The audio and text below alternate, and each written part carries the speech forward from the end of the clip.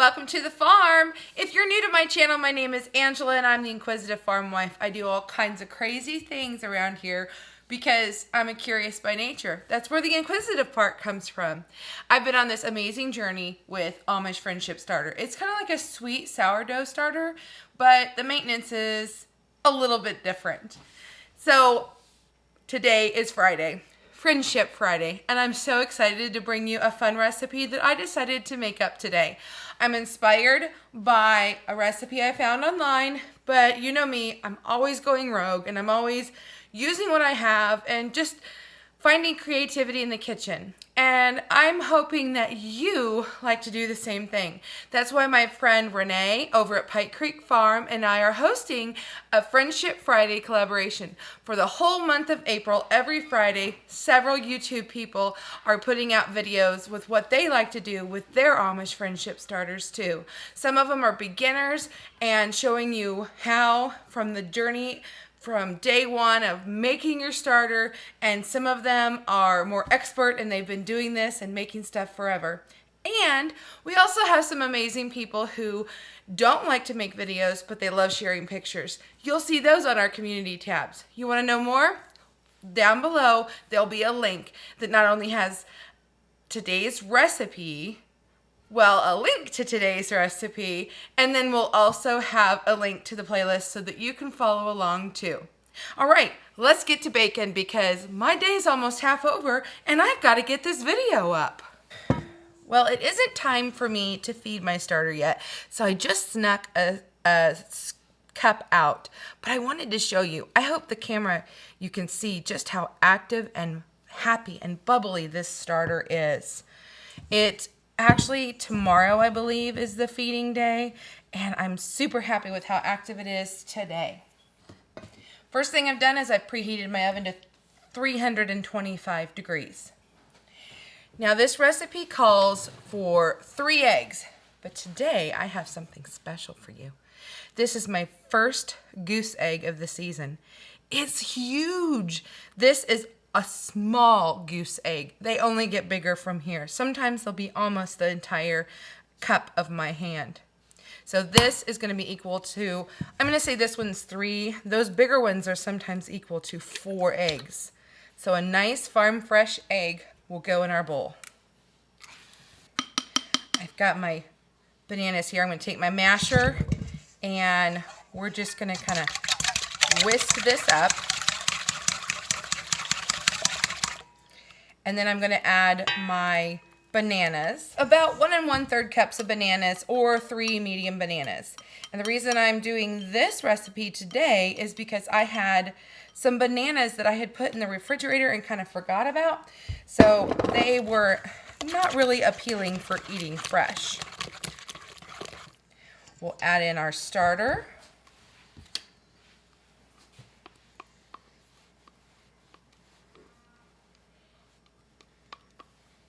And a splash of vanilla. Teaspoon, tablespoon, whatever you like.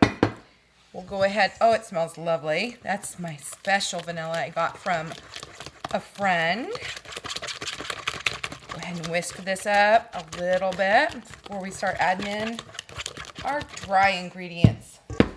To this, we'll add 2 cups of just an all-purpose flour. 1 and 2.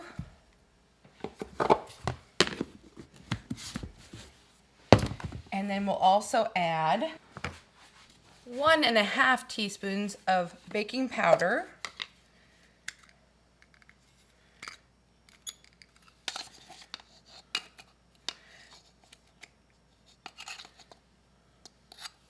A 1/2 teaspoon of baking soda. I keep mine in a plastic bag just because these tops like this, they just kind of let stuff in and out, and I don't want it flying all over my cabinet. And then a 1/2 teaspoon of salt. Salt is just kind of a thing that really enhances the flavors of baking. So I'm just using my masher as like a whisk and a spoon all in one. The less dishes, the better, right? And of course I'm going to make a mess. I'm in the kitchen. And really, sweetbreads can be mixed by hand so quickly. You just want to make sure you don't have any lumps of your baking soda and baking powder.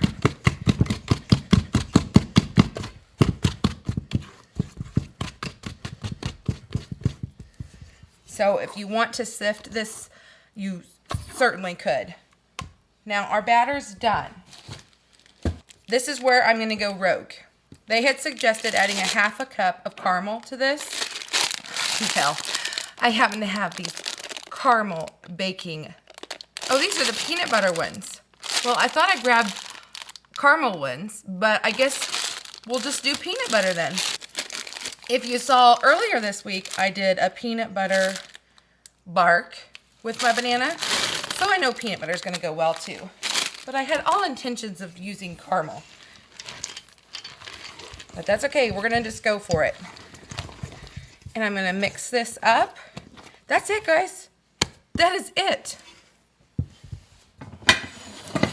Grab myself 2 pans. Get myself a paper towel because I do have a cut on my finger. And I'm going to grab a little bit of butter.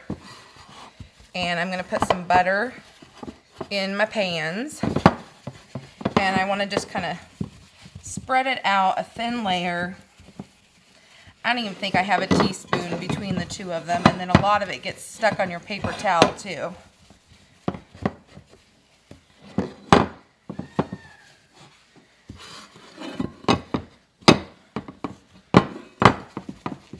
You want to make sure you're getting all the corners really, really well.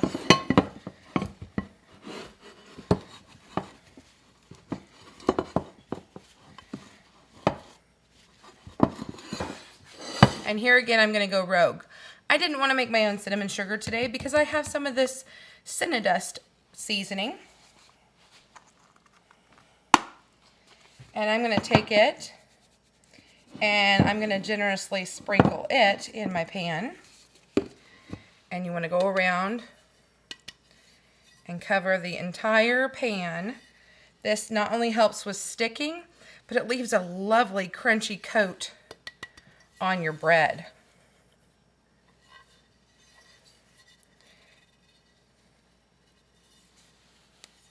Any leftover can go in the next pan. And I'll do the same thing. Just give it a light dusting.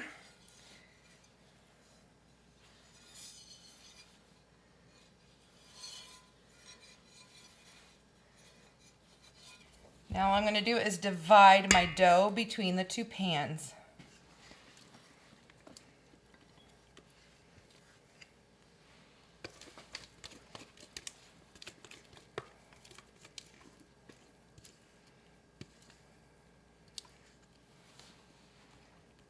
Spread it out. And if you want, you can even put a little Cinnadust on top. And I like that extra crunch. Now all we do is wait for the oven to preheat, and then I'm going to bake it in 20-minute increments, flipping it around just so it gets even heat in the oven. Woohoo, here they are fresh out of the oven. I'm going to take a long toothpick and just make sure, yep, after an hour's time they are done.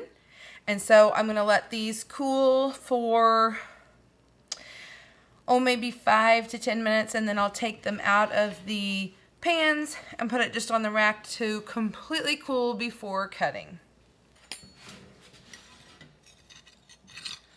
I like to just run the knife around all 4 edges and tip it to the side, and just the weight of the bread sometimes will make it come out a little better. I'm kind of disappointed on how short the loaves are. They didn't puff up real big, and it could have been because it's the day before feed day, or it could be the size of my pans, but I'm sure we will still very much enjoy these. Okay, I can't take it. I have got to slice into this bread while it's warm. Can you ever really stay out of warm bread? A sweet bread doesn't squish as much. Oh my gosh. Oh, do you see all that with the peanut butter cup in there? Oh, ho, ho. Wow. I was getting ready to say, you know, it doesn't really do as much damage on your sweetbreads as it does your, you know, like your yeasted breads. But look at all that deliciousness in there. Wow. I think the farmer and I are going to have a little afternoon snack. But before I do that, I'm going to take a little bit off and do a taste test. Oh, that warm peanut butter and chocolate. The chewy outside of the crust of the bread from the cinnamon dust.